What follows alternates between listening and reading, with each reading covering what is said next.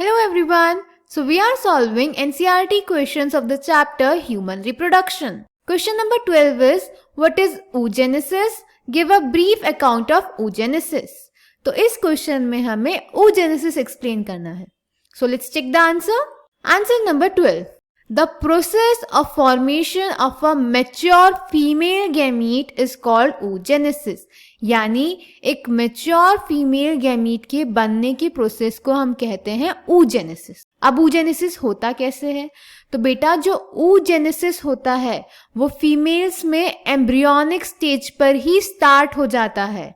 Oogenesis is initiated during the embryonic development stage when a couple of million gamete mother cells, that is oogonia, are formed within each fetal ovary. No more oogonia are formed and added after birth. तो जो females होती हैं उनकी जो female gamete mother sales that is oogonia होते हैं वो birth से पहले ही एम्ब्रियोनिक डेवलपमेंट स्टेज पर ही बन जाते हैं और बर्थ के बाद कोई भी नया female mother gamete cell that is oogonia नहीं बनता. क्लियर? तो ये बात याद रखेंगे कि बर्थ के बाद फीमेल्स में कोई भी नया oogonia नहीं बनता. And what are oogonia? These are the female gamete mother cells. इन्हीं सेल्स से हमारे फीमेल गैमीट्स बनते हैं. Clear? These cells start division and enter into prophase 1 of the meiotic division and get temporarily arrested at that stage called primary oocytes. Embryonic development stage में ही क्या होता है? ये जो oogonia बन गए इनका मियोसिस 1 स्टार्ट हो जाता है और मियोसिस 1 करते करते ये प्रोफेज 1 पर पहुंचते हैं और वहां पे जाके कुछ टाइम के लिए अपना सेल डिवीजन सस्पेंड कर देते हैं, रोक देते हैं, टेम्पररीली अरेस्टेड कंडीशन में चले जाते हैं और इन सेल्स को अब बोलते हैं primary oocytes. Clear? Each primary oocyte then gets surrounded by a layer of granulosa cells and is called the primary follicle. अब इन प्राइमरी oocyte के चारों तरफ ग्रेन्युलोसा सेल्स की एक लेयर बन जाती है और अब इस स्ट्रक्चर को हम बोलते हैं primary follicle. Clear? A large number of these follicles degenerate during the phase from birth to puberty. तो यानी फीमेल के बर्थ से लेके उसकी प्यूबर्टी तक बहुत सारे प्राइमरी फॉलिकल्स डीजनरेट हो जाते हैं और प्यूबर्टी तक सिर्फ 60,000 to 80,000 प्राइमरी फॉलिकल्स ही बचते हैं ओवरी के अंदर.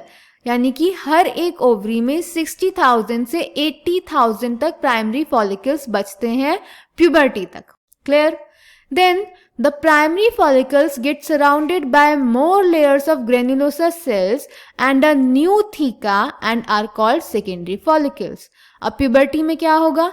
ये जो हमारे प्राइमरी फॉलिकल्स थे इनके चारों तरफ एक और लेयर आ जाएगी ग्रेन्युलोसा सेल्स की और एक नई थीका, नई कवरिंग आ जाएगी और अब इस स्ट्रक्चर को हम बोलेंगे secondary follicles. Clear? The secondary follicle soon transforms into a tertiary follicle which is characterized by a fluid-filled cavity called antrum. अब secondary follicle में क्या होगा? Secondary follicle transform हो जाएगा tertiary follicle में जिसके अंदर एक fluid-filled cavity present होती है जिसको बोलते हैं antrum.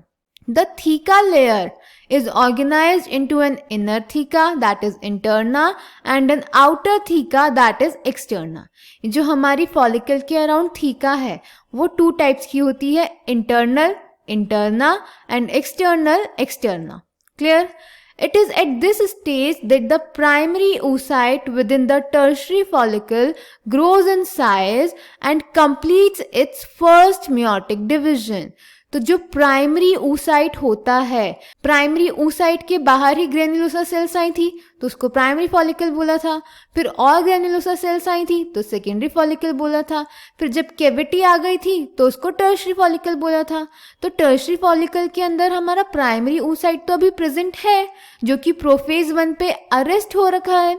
तो क्या होगा बेटा, टर्शरी फॉलिकल में प्राइमरी oocyte अपना साइज बड़ा करना शुरू करेगा थ्रू मियोसिस और इसी स्टेज पे मियोसिस 1 कंप्लीट हो जाएगा। क्लियर?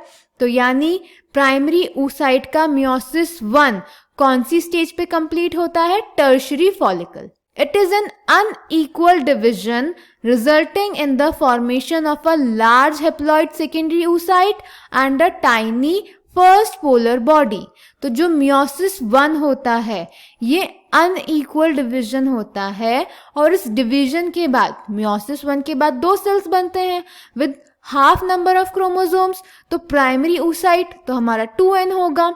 प्राइमरी oocyte में मियोसिस 1 हुआ, उससे 2 सेल्स बनेंगे जिसमें से एक होगा आपका सेकेंडरी oocyte जो कि हेप्लॉइड होगा और इसका जो साइज होगा वो लार्ज होगा, और दूसरा बनेगा फर्स्ट पोलर बॉडी, वो भी हेप्लॉइड होगी पर उसका साइज छोटा होगा। Clear? Then the secondary oocyte retains bulk of the nutrient rich cytoplasm of the primary oocyte। फिर ये जो secondary oocyte होता है ये primary oocyte का mostly nutrient rich cytoplasm gain कर लेता है। The tertiary follicle further changes into the mature follicle और Graafian follicle। अब जो हमारा टर्शरी फॉलिकल था वो ट्रांसफॉर्म हो जाता है, डिफरेंशिएट हो जाता है मैच्योर फॉलिकल जिसे हम ग्राफियन फॉलिकल भी बोलते हैं उसमें। देन द सेकेंडरी oocyte, अब हमारे पास सेकेंडरी oocyte प्रेजेंट है मियोसिस 1 के बाद, तो the secondary oocyte forms a new membrane called zona pellucida surrounding it. The Graafian follicle now ruptures to release the secondary oocyte that is ovum from the ovary by the process called ovulation। तो अब क्या होता है, ये जो secondary oocyte है ये अपने चारों तरफ एक और मेम्ब्रेन बना लेता है जिसे बोलते हैं जोना पेल्यूसिडा, और फिर ये हमारे ग्राफियन फॉलिकल को रप्चर कर देता है और रिलीज हो जाता है in the form of ovum from the ovary by the process called ovulation. Clear? So this is oogenesis। अब डायग्राम देख लेते हैं। डायग्राम होता है बेटा, जो प्राइमरी फॉलिकल होता है ये तो हमारा एम्ब्रियोनिक डेवलपमेंट स्टेज पर ही बन जाता है। इसके चारों तरफ ये जो रेड लेयर है ये है ग्रैनुलोसा सेल्स की। अब प्राइमरी फॉलिकल बर्थ से लेके प्यूबर्टी तक आएगा, उसकी चारों तरफ और ग्रैनुलोसा सेल्स आ जाएंगी तो बन जाएगा सेकेंडरी फॉलिकल। फिर उसके अंदर एक कैविटी आ जाएगी जिसे बोलते हैं एंट्रम, और अब इसे बोलेंगे टर्शरी फॉलिकल। फिर उसके चारों तरफ एक नई थीक आ जाएगी और ग्रैनुलोसा सेल्स आ जाएंगी, ट्रांसफॉर्म हो जाएगी ग्राफियन फॉलिकल में। फिर जब ये प्राइमरी oocyte हमारा मियोसिस 1 कंप्लीट कर लेगा तो बना देगा secondary oocyte। Secondary oocyte Graafian follicle को रप्चर कर देगा और रिलीज हो जाएगा as ovum. Clear? This is oogenesis। अब यहाँ देखते हैं, सबसे पहले होता है हमारा oogonia यानी फीमेल गैमीट मदर सेल, उसमें होता है माइटोसिस तो बनता है प्राइमरी oocyte। प्राइमरी oocyte में होगा फर्स्ट मियोटिक डिवीजन जो कि प्रोफेज 1 पर ही अरेस्ट हो जाता है, तो ये यहाँ पर एज इट इज रहेगा। फिर प्यूबर्टी में उसका मियोसिस 1 कंप्लीट होगा जो कि अनइक्वल डिवीजन शो करेगा जिससे बन जाएगा सेकेंडरी oocyte और फर्स्ट पोलर बॉडी। फिर सेकेंडरी oocyte में डिवीजन होगा और बन जाएगा ovum. Clear? So this is oogenesis। I hope it is clear to you. Thank you.